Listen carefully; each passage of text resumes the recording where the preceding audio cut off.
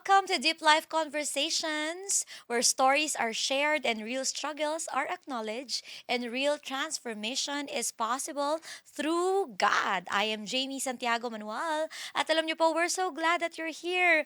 Marami pong salamat for joining us today kasi this is a brand new season for us. Pag-uusapan po natin ang isang bagay na mas malapit sa mas maraming tao kaysa sa inaakala natin.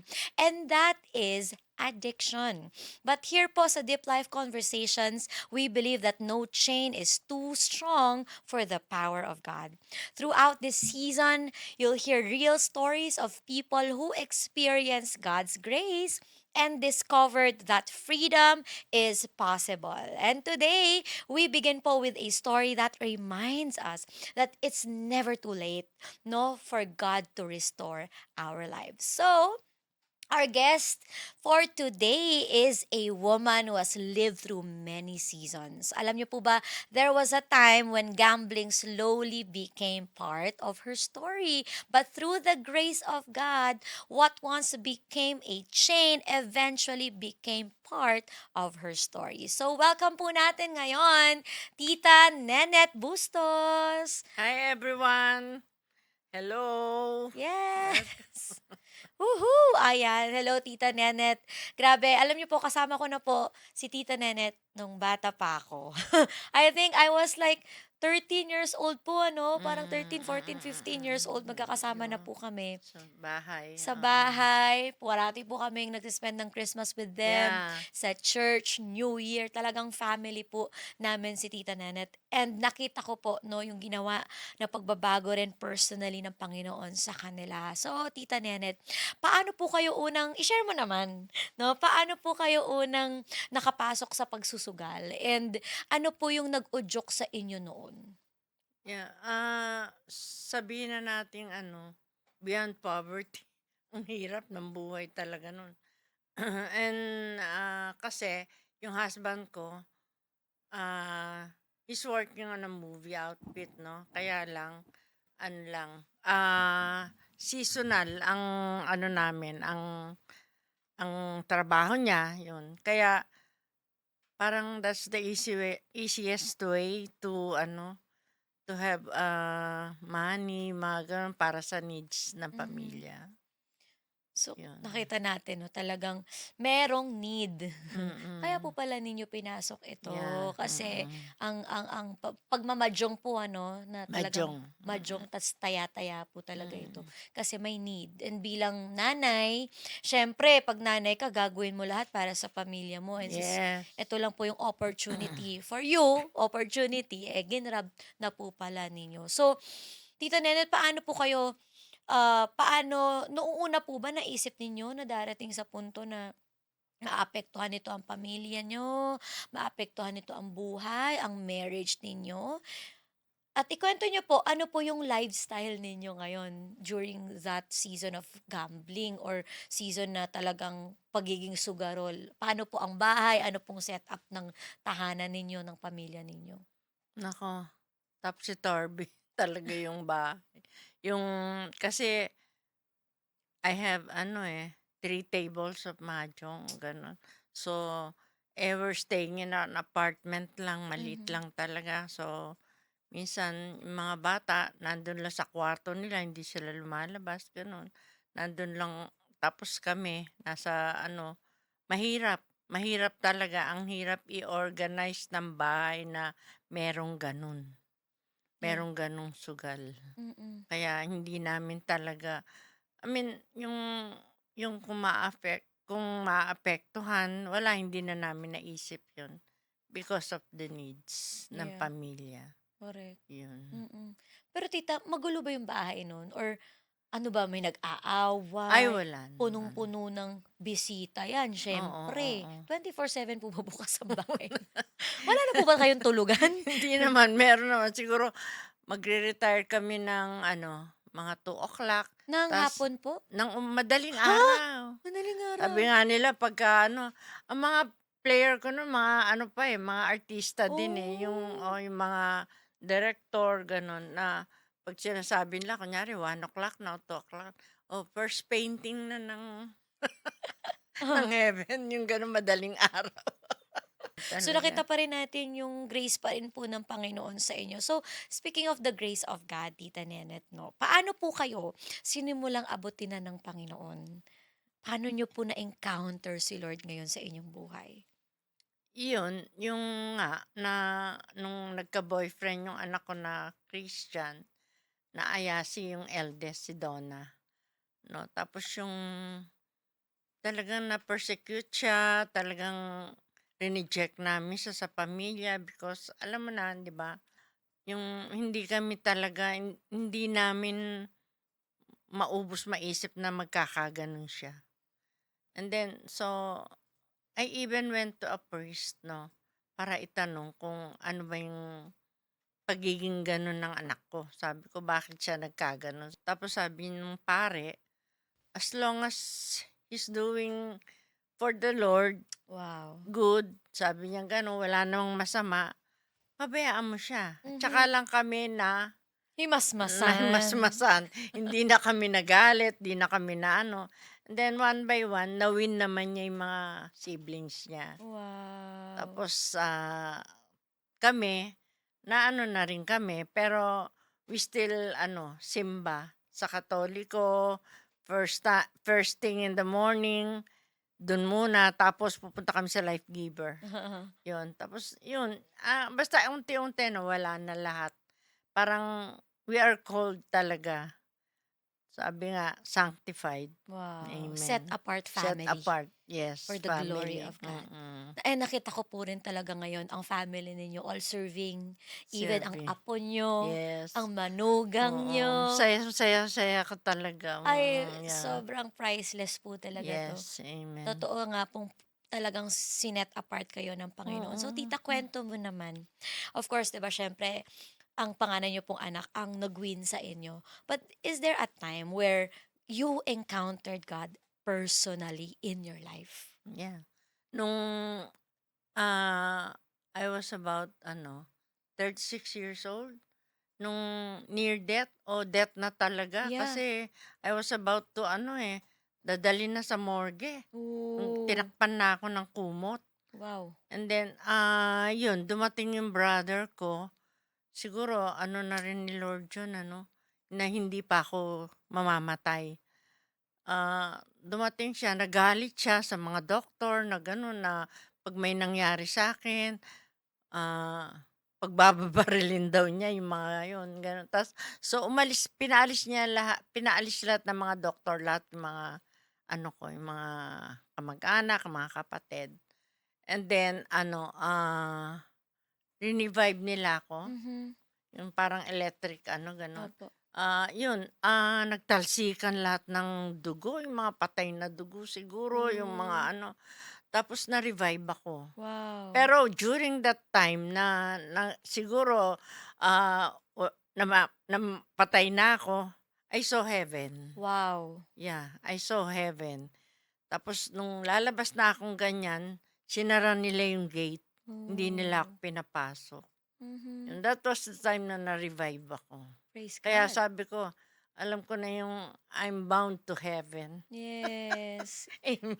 Wow, what an experience for Oo. you to see heaven. Kasi Makita natin. pagka time mo na kahit na anong ginagawa mo, 'di Yes. ba 'no?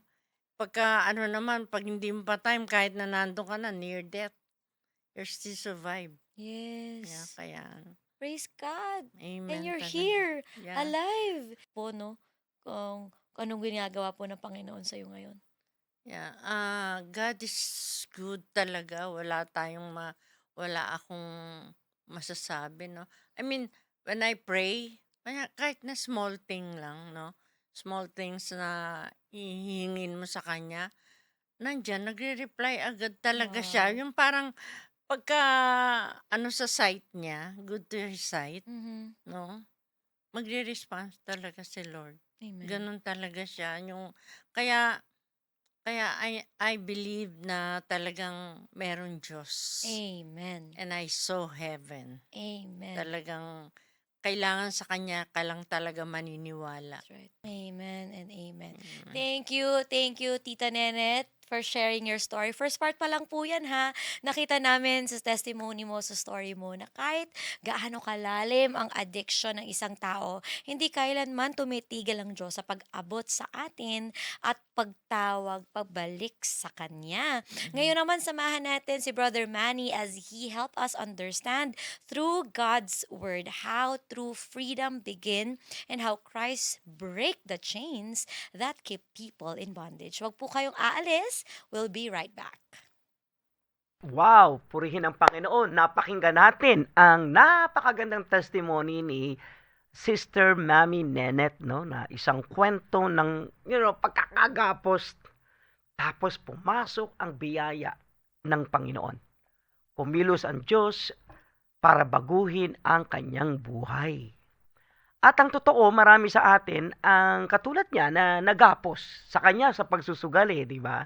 Pero tayo iba-iba, no? Iba-ibang anyo ng pagkakaalipin na maaaring unti-unting kumukontrol sa ating buhay kaya hindi nagiging matuwid, nagiging okay, hindi nagiging maayos ang buhay natin.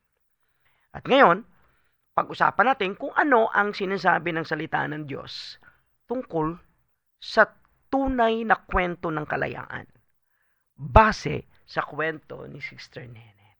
Okay? So narito ang tanong.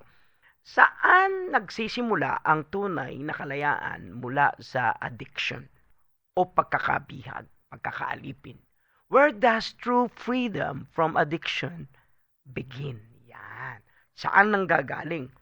Possible nga ba ang kalayaan? Opo. Kasi dalawa ang pinagmumulan ng source ng freedom. At unang-una ay galing kay Christ. Kanino galing? Sa Panginoong Jesucristo. Kasi sabi niya sa John 8:36, tingnan niyo po ang sabi niya, so if the Son set you free, you will be free indeed.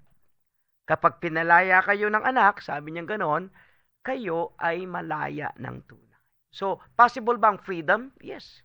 Kahit na anong degree o level ng ng pagkakaalipin, kahit na ika nga nasa maximum ka ng pagkakakulong sa bilibid o 'di ba, minimum or medium, whatever, may freedom.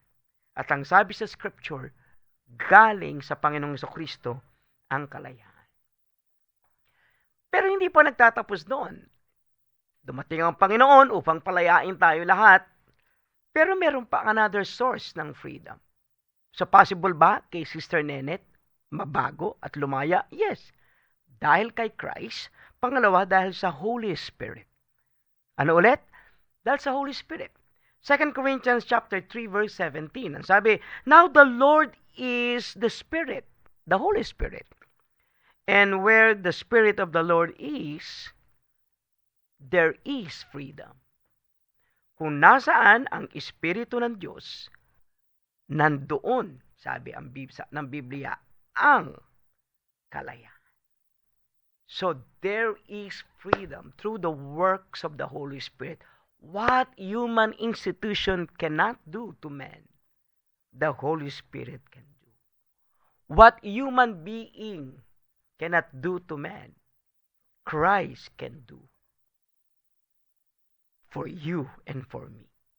So possible ba na ang kalayaan ay makakamta ng isang tao na lugmok sa sugal, lugmok sa drug addiction, sira, talagang ika nga napaka-chaotic ng kanyang buhay?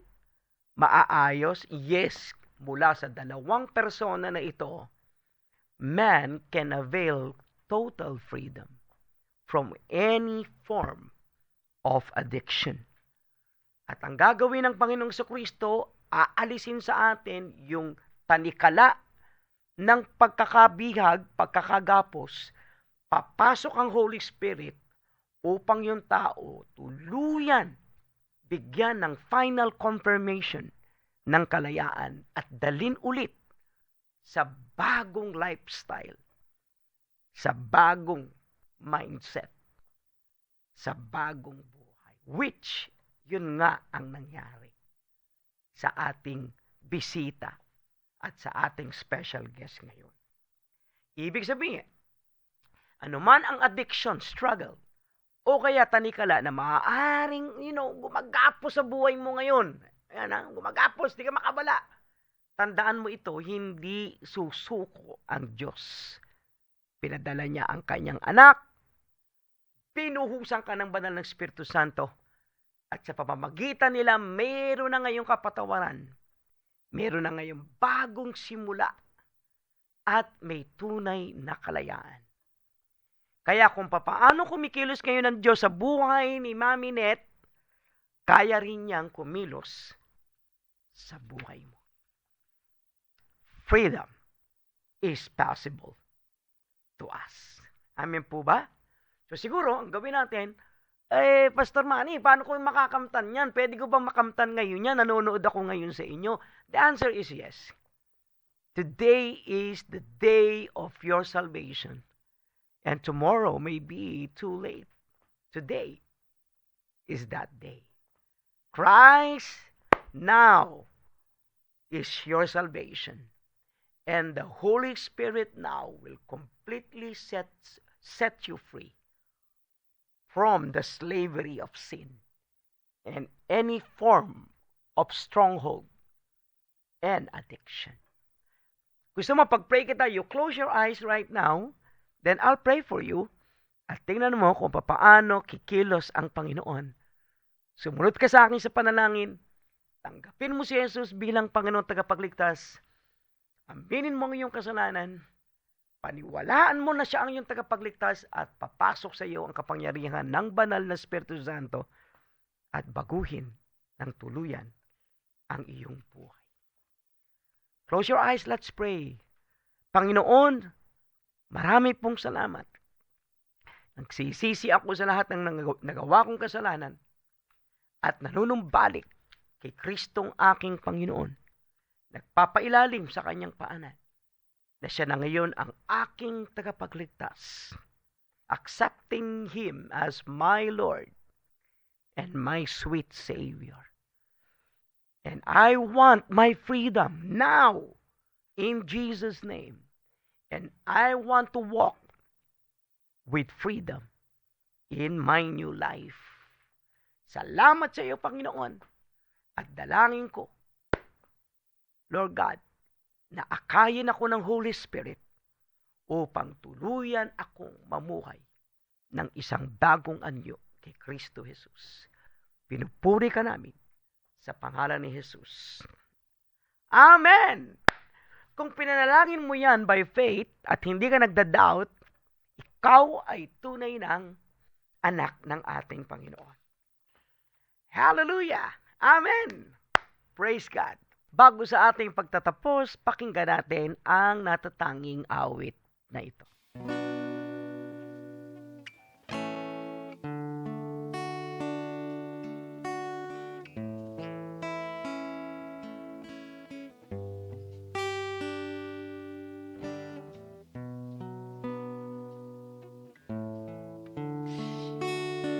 Thank you, Jesus, that even if we are out in the storm, you're our refuge, and we can come to you, and you draw us close to you, Lord God.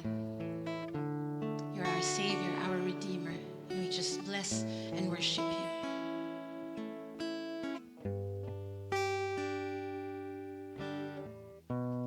Call me out upon the waters, the great unknown, where feet may fail,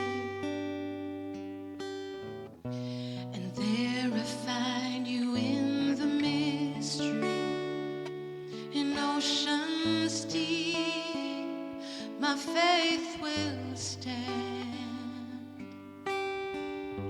And I will call upon your name and keep my eyes above the waves. When oceans rise, my soul will rest in your embrace.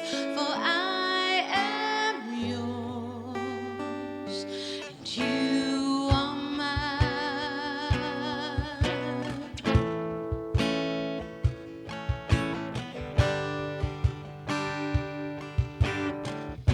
Your grace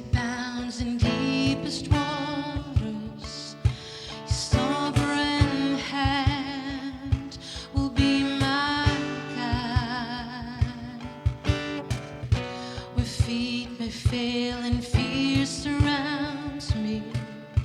You never fail, and you won't start now.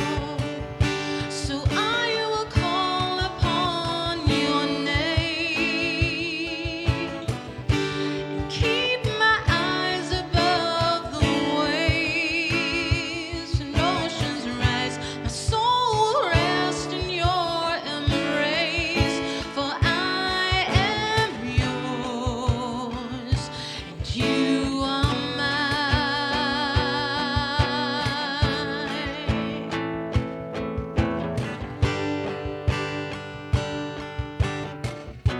Spirit, lead me where my trust is without borders. Let me walk into the waters wherever you would call me. Take me deeper than my feet could ever wander, and my faith will be made stronger in the presence of my Savior. Spirit, lead me where my trust is without borders. Let me walk upon the waters wherever you would call me. Take me deeper than my feet could ever wander, and my faith will be made stronger in the presence of my Savior. Spirit, lead me where my trust is without borders. Let me walk upon the waters wherever you would call me. And take me deeper than my feet could ever wander, and my faith will be made stronger in the presence of my Savior.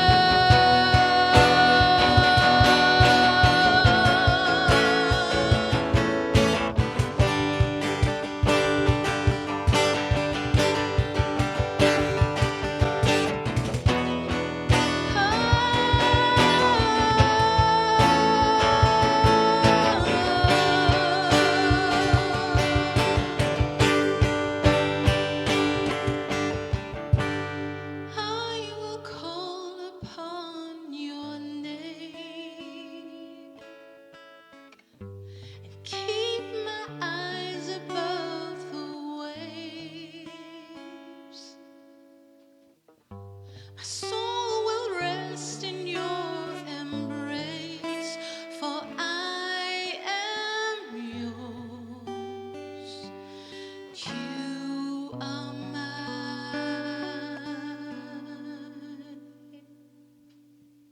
Thank you, Life Giver Worship, for that heartfelt song. Alam niyo po, before we end, I have one last question for Mami Nenet. Mami Nenet, kung may makakausap po kayong isang tao ngayon na nahihirapan ding kumawala sa addiction ng gambling at pakiramdam niya ay wala ng pag-asa, ano po ang gusto ninyong sabihin sa kanila mula sa lahat ng pinagdadaanan nyo at sa lahat ng ginawa ng Diyos sa buhay niyo? Yes, brothers and sisters, sa na-experience ko, sa worst thing na dumaan sa buhay ko. Pero don't forget we have a God who is merciful and ever forgiving God. Just ask His forgiveness. Tapos, bibigyan niya tayo ng chance, transform na tayo. Di katulad ko, ako, na-experience ko muna yung near death bago ako na bago ng Panginoon. Kasi when you ask God, naririnig niya tayo eh. He listen, He's responding, no? Kaya ang ano natin, ang prayers natin, wag tayong mawawalan ng pag-asa. Lalo na kung nandyan tayo sa ganyang addiction. Napakahirap ng buhay kung dyan tayo mag-i-stay. So, break that chain. Come to God. He's always there to give us another chance and transform us. Thank you so Amen. much. Amen and amen. I agree to that. Maraming salamat po for opening your heart, Tita Nenet, and for sharing your testimony. And thank you, Bishop Manny, for helping us understand that true freedom is found in God. At sa lahat po ng nanonood, we hope that today's episode conversation reminded you that addiction doesn't have to be the final chapter of your story. Alam niyo po ba that God is able to restore what has been broken, heal what has been wounded, and give hope where it seems impossible. So, whatever chain you have been carrying today, know that freedom begins in Christ. Again, this is JB Santiago Manuel, and this is Deep Deep Life Life Conversations. Conversation. God bless everyone. See you next time.